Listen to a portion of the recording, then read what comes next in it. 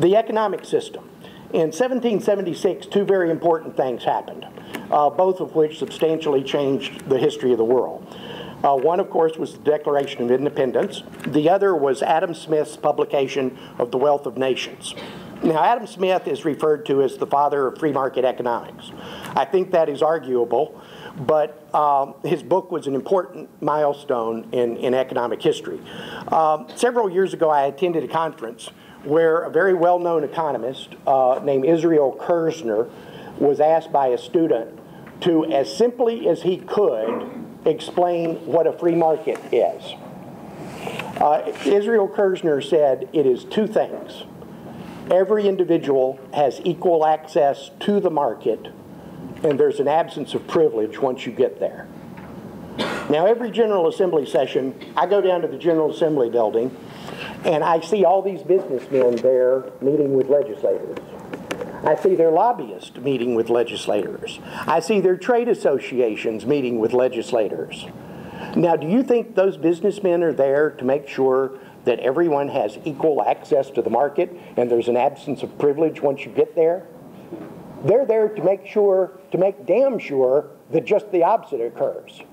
What do we call that? We call that evil. Because they're screwing up the whole system. Now, a lot of people say they're pro-business, but there's a difference between being pro-business and pro-market.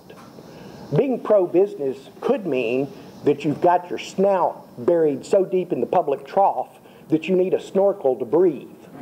That's not being free market. That's being maybe pro-your business.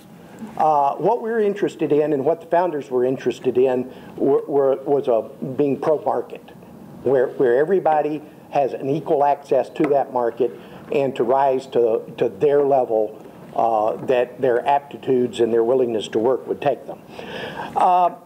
Woodrow Wilson, though, again, in an essay that he wrote titled Socialism and Democracy, suggests that socialism stands for unfettered state power which trumps any notion of individual rights. It, quote, proposes that all idea of a limitation of public authority by individual rights be put out of view, unquote, and, quote, that no line can be drawn between private and public affairs which the state may not cross at will. We're there. Yeah. You know, the one thing you'd have to say about Wilson is he was plain spoken. Wilson explained that he found nothing wrong with socialism in principle, since it was merely the logical extension of genuine democratic theory. Socialism gives all power to the people to carry out their will through the exercise of governmental power, unlimited by any, quote, undemocratic idea like individual rights. He also wrote, in fundamental theory, socialism and democracy are almost, if not quite, one and the same. They both rest at bottom upon the absolute right of the community to determine its own destiny and that of its members. So you don't determine your own destiny, as our founders would have preferred. It's the society and members of the community that decide your destiny.